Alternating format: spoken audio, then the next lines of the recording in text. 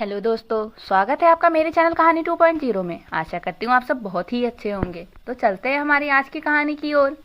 मेरे मालिक का बेटा रोज रात को मेरे लिए चाय लेकर आता है, जिसे पीकर मैं सो जाती हूँ।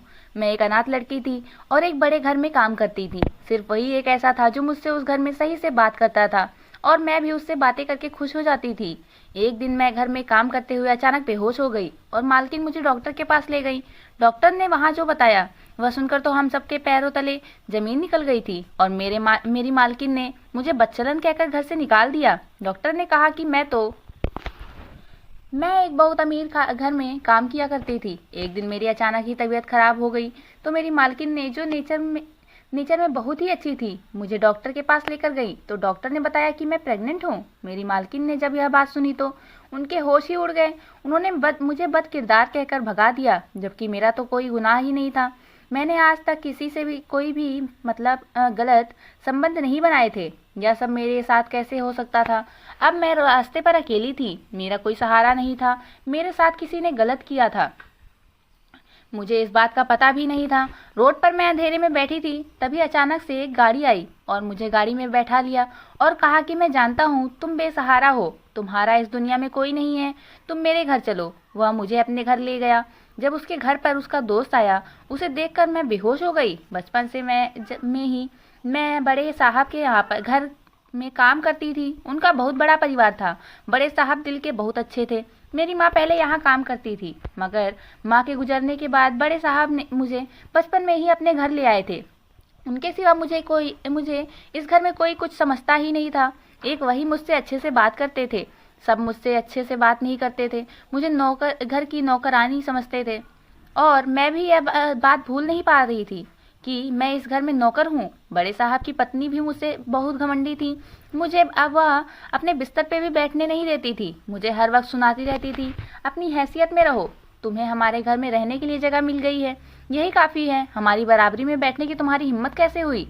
अगर मैं गलती से भी बैठ जाती उनके बेड पर तो वह मुझसे बहुत सारी बातें सुनाती, वह मुझे बहुत नीचा दिखाती थी। उनके घर में हर कोई मुझे ताना मारता था। क्या गरीब होना हमारे हाथ में होता है?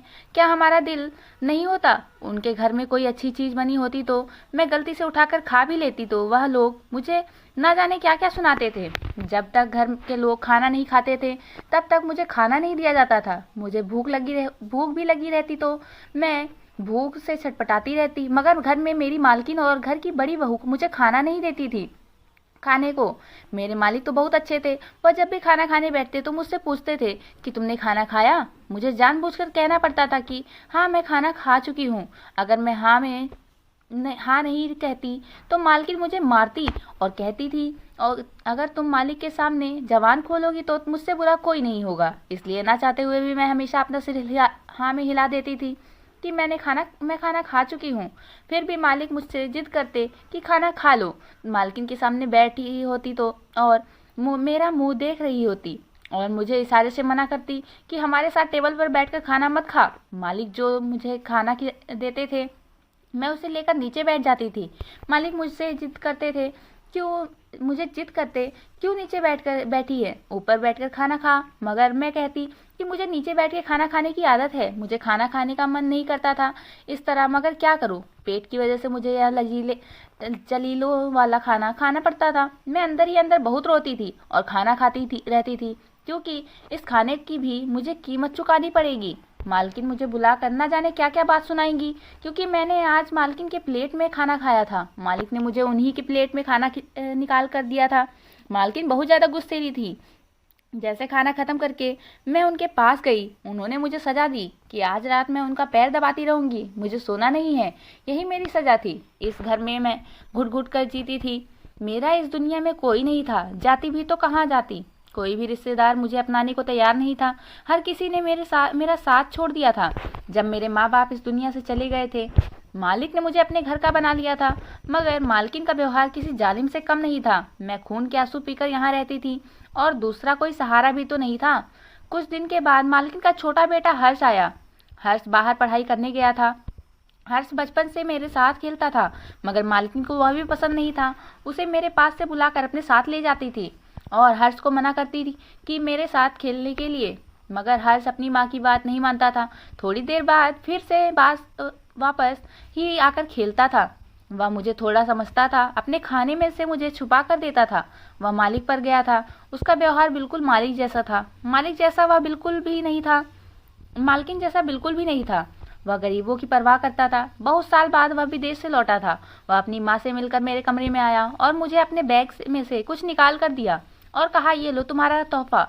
वह देकर वहां से चला गया।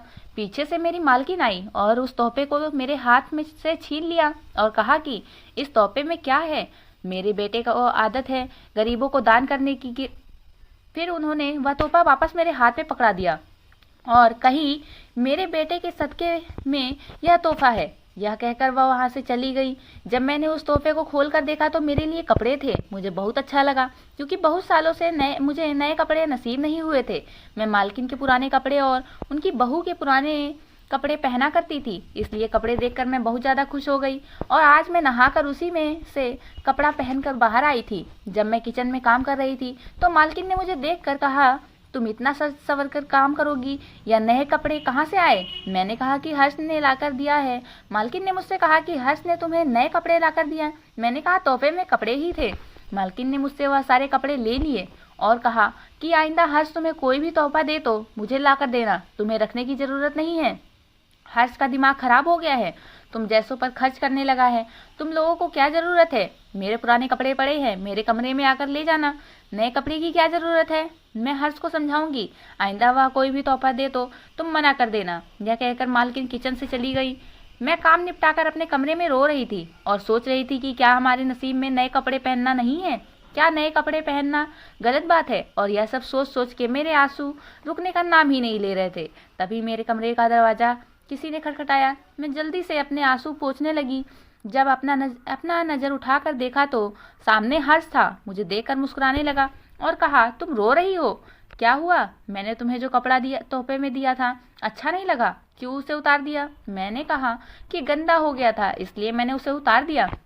हर्ष फिर मुस्कुराया और कहा कि मुझे पता है तुम्हारी आदत, तुम आज तक नहीं बदली। बात बात पर रोने लगती हो, रोने वाली और सहमी सहमी सी रहने वाली। यह आदत छोड़ क्यों नहीं देती? रोने से अच्छा है कि सामने वाले को जवाब दे दो तो अच्छा होता। इस तरह छुप छुप कर रोना अच्छी बात नहीं। फिर मैंने कहा, कैसे मैं जवाब दे दूं? मेरे मुंह से में जबान ही नहीं, खासकर मालकिन के सामने मेरी जुबान नहीं खुलती। आप तो जानते हैं ना, बचपन से ही मैं कितना डरती हूँ आपकी मम्मी से। पता है कि मुझसे नफरत क्यों करती हैं? क्योंकि मैं गरीब लड़की हूँ, मैं उनके घर की एक नौकरानी हूँ। बस इसी के लिए मुझे सुनाती रहती हैं। मैं अपने दिल का भड़ास हर्ष के सामने निकालने लगी। फिर मुझे याद आया कि यह तो उन्हीं का बेटा है। फिर मैंने उससे कहा कि मैं तुम्हारे सामने हाथ जोड़ती हूँ, तुम अपनी माँ को कुछ मत नहीं बताना, नहीं तो मालकिन पता नहीं मेरे साथ क्या सलूक करेंगी। मैं भूल गई थी कि तुम उनके बेटे हो। तुम मेरी बात सुनकर हर्ष मेरे करीब आकर बैठ गया और कहा कि तुम आज तक मुझे नहीं समझ पाई। मैं क्यों अपनी माँ से तुम्हारे बारे में शिकायत करूंगा? तुम ठीक ही तो बोल रही हो। मेरी माँ बहुत ज़्यादा घमंडी है, उन्हें पैसे का बहुत घमंड है। देखो मुझे और मेरे पापा को जरा सा भी पैसे का घमंड नहीं है। मैं जानता हूँ तुम्हें अच्छे से। मैं फर्क नहीं करता। मैं तुम्हें अब बचपन से ही देखते हुए आ रहा हूँ। मैंने तुम्हें कभी घर की नौकरानी नहीं समझा और कभी नहीं समझूंगा। और फिर मेरा हाथ पकड़ लिया और कहा कि तुम्हारी जगह मेरे दिल में है। मैं तुम्हें बचपन से देखते हुए आ रहा हूँ। ना जाने कौन सा यह लगाव है कि मेरी माँ मुझे इतना मना करती थी, फिर भी मैं तुम्हारे पास ही आकर बैठता था तो मुझे सुकून महसूस होता था। और आज भी जब मैं तुम्हारे पास बैठा हूँ और लगता है कि मैं तुमसे प्यार करने लगा हूँ। जब मैंने हर्ष के मुंह से यह बात सुनी तो मैं बहुत हैरान हुई और डर से अपना हाथ पीछे खींच लिया और कहा कि हर्ष, या तुम क्या कह रहे हो? तुम जानते हो तुम्हारी माँ मुझे छोड़ेगी नहीं। हर्ष, तुम इसी वक्त मेरे कमरे से चले जाओ, तुम्हारा दिमाग खराब हो गया है। मैं हर्ष से बात कर रही थी, तभी मेरे दरवाजे को किसी ने नॉक किया। मैं डर गई, डर के मारे कांपने लगी। मालकिन बाहर से आवाज लगा रही थी, कहाँ मर गई? बाहर निकल, काम बहुत सारा पड़ा हुआ है। मैंने डर से आवाज दे दी, हाँ मालकिन, मैं आ रही हूँ। मालकिन ने कहा, जल्दी आओ। यह कहकर मालकिन चली गई और मैं बहुत ज़्यादा घबराई हुई थी और मैंने हर्ष से कहा कि तुम मेरे कमरे से चले जाओ और आइंदा मेरे कमरे में मत आना। अगर तुम्हारी माँ मुझे तुम्हारे साथ देखेगी तो ना जाने मेरे साथ क्या करेगी। हर्ष ने कहा कि मैं कहीं नहीं जाने वाला। आज मैं अपने दिल की बात तुमसे कहने के लिए आया था। मुझे लगा कि तुम खुश होगी, इसलिए मैंने तुमसे अपने दिल की बात कह दी, मगर तुम तो मुझे कमरे से ही बाहर कर रही हो। मैंने कहा, मेरा तुम्हारा कोई मेल नहीं है, मैं तुम्हारी बराबरी की नहीं हूँ। तुम अपनी माँ को तो जानते हो ना, और यह दुनिया वाले को भी। यह मुझे चैन से जीने नहीं देंगे। पता नहीं यह लोग मेरे बारे में क्या सोचेंगे। मैं तुम्हारे सामने हाथ जोड़ती हूँ, मेरे बारे में जो भी कुछ सोच रहे हो उसे निकाल दो अपने दिल से। हर्ष ने कहा कि मैं कभी नहीं कर सकता। इस दिल में तुम्हारे सिवा कोई और लड़की के बारे में मैं सोच नहीं सकता। मैं तुम्हें बहुत दिल से चाहता हूँ और मैं कभी भी तुम्हें खोना नहीं चाहता। मैं तुम्हारे अलावा किसी को भी अपने लाइफ में आने नहीं दूंगा, यह मेरा वादा है। मुझसे यह कहकर हर्ष वहाँ से चला गया और मैं भागकर किचन में चली आई। आज जो हर्ष ने मुझसे कहा था, मैं इस ख्यालों में खोई हुई थी और मेरा ध्यान काम पर बिल्कुल भी नहीं था। मेरे से हर काम उल्टा हो रहा था। एक तरफ मालकिन थी, दूसरी तरफ उनका बेटा। हर्ष मुझसे वादा करके गया था, वह जो वादा करता है उसे पूरा करता है, मुझे पता है। मगर मालकिन भी कम नहीं है। अगर उन्हें पता चलेगा तो ना जाने क्या बवाल करेंगी, मेरे साथ कैसा सलूक करेंगी। मैं बहुत डर रही थी। अब मैं करूँ तो करूँ क्या। ऐसा नहीं है कि मैं हर्ष को पसंद नहीं करती थी, मगर हर्ष में और मेरा कोई मेल ही नहीं हो सकता था। मैं कहाँ और हर्ष कहाँ। मैं चाहकर भी हर्ष को हाँ नहीं कर सकती थी।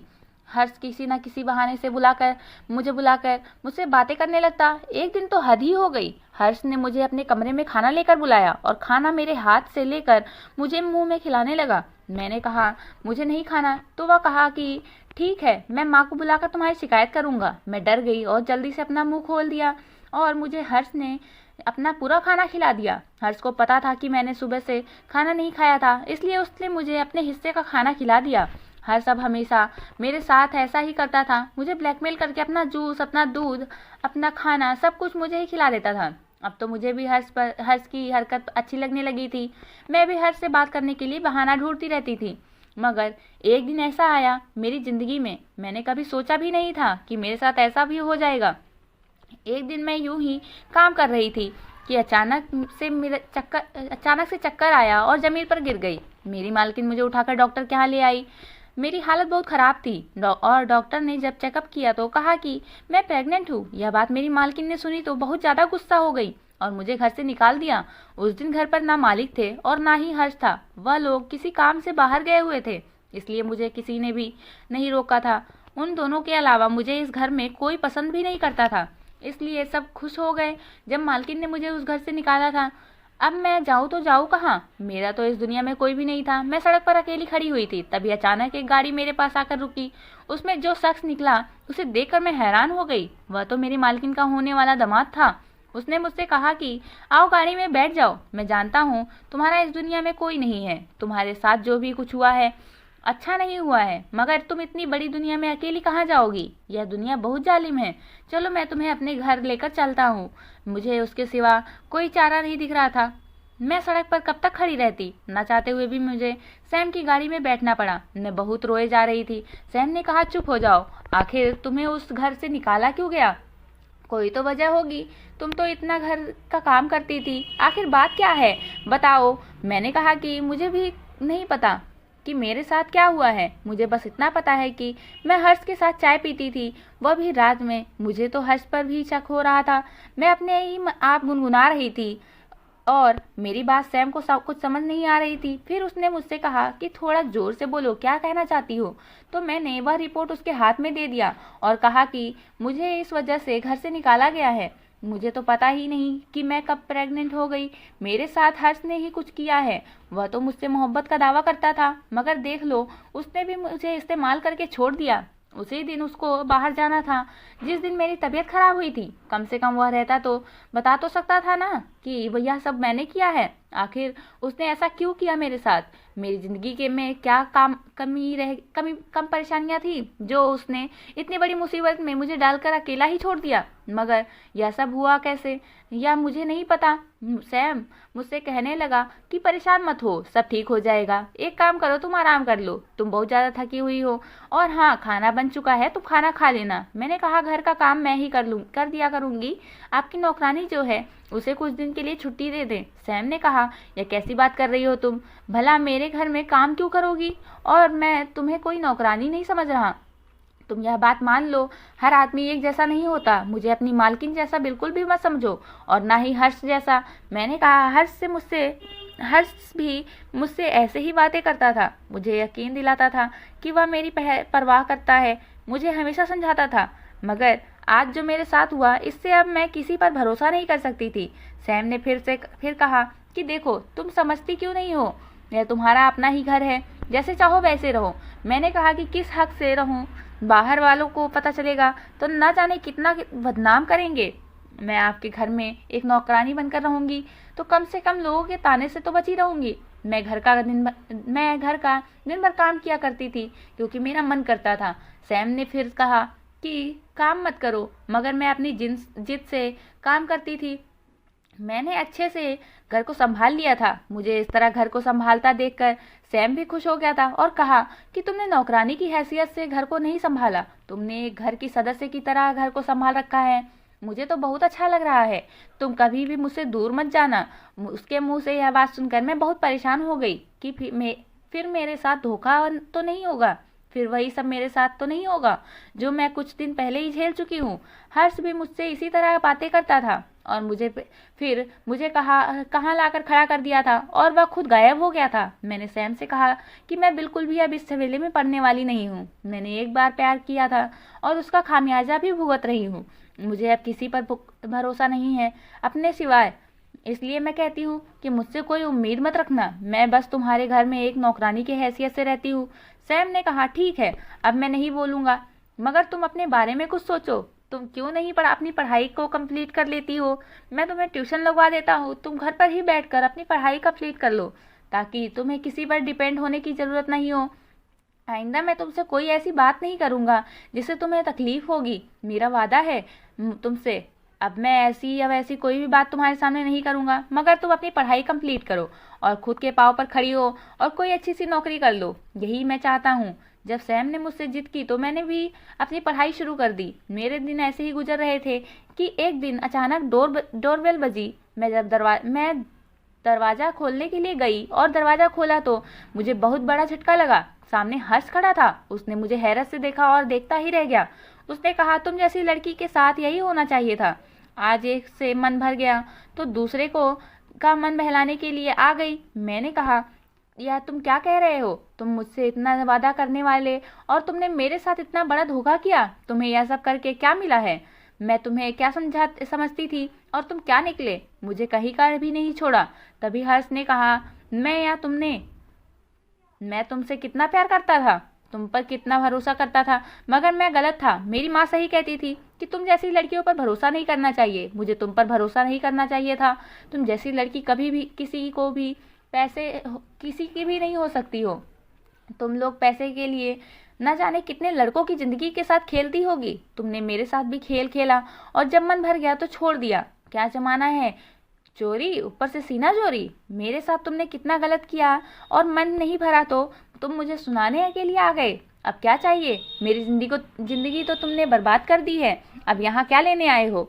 हम लोग बातें ही कर रहे थे, तभी सैम वहाँ पर आया और कहा कि तुम लोग आपस में क्यों लड़ रहे हो? मैं तुम लोगों को सच्चाई बताने के जा रहा हूँ कि कौन गलत है कौन सही। तभी सैम ने कहा, जिससे यह सब किया धरा हर्ष की माँ का है। हर्ष की माँ ने तुम लोगों को अलग करने के लिए यह चाल चला था। मैं जानता हूँ। तुम्हारी माँ ने मुझसे कहा था कि मैं तुम्हारी बहन की शादी हर्ष से करवाना चाहती हूँ।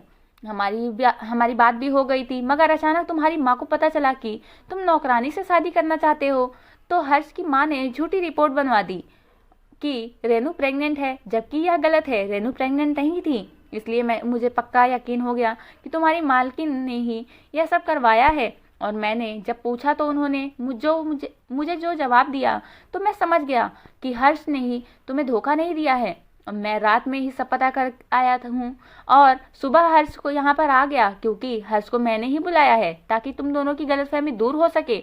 हर्ष ने मेरा हाथ पकड़कर मुझे मंदिर ले गया और हमारी शादी हो गई। और शादी के बाद जब हर्ष अपने घर गया तो माँ को बता दिया कि यह मेरी पत्नी है। अब आप मेरी पत्नी के साथ कोई ऐसा सलूक ना करें जिसकी वजह से मैं घर छोड़कर चला जाऊं। मैं यहाँ आखिरी बार कह रहा हूँ, अगर आपने इसके साथ कोई अत्याचार किया तो मैं कभी लौटकर घर नहीं आऊँगा। जब उसने अपनी माँ को धमकी दी तो उसकी माँ डर गई और अपने किए पर शर्मिंदा हुई और उन्होंने मुझसे माफ़ी मांगी। तो दोस्तों, आपको यह कहानी कैसी लगी मुझे कमेंट करके ज़रूर बताना। मैं ऐसी ही अच्छी अच्छी कहानियाँ आपके लिए लाती रहूँगी।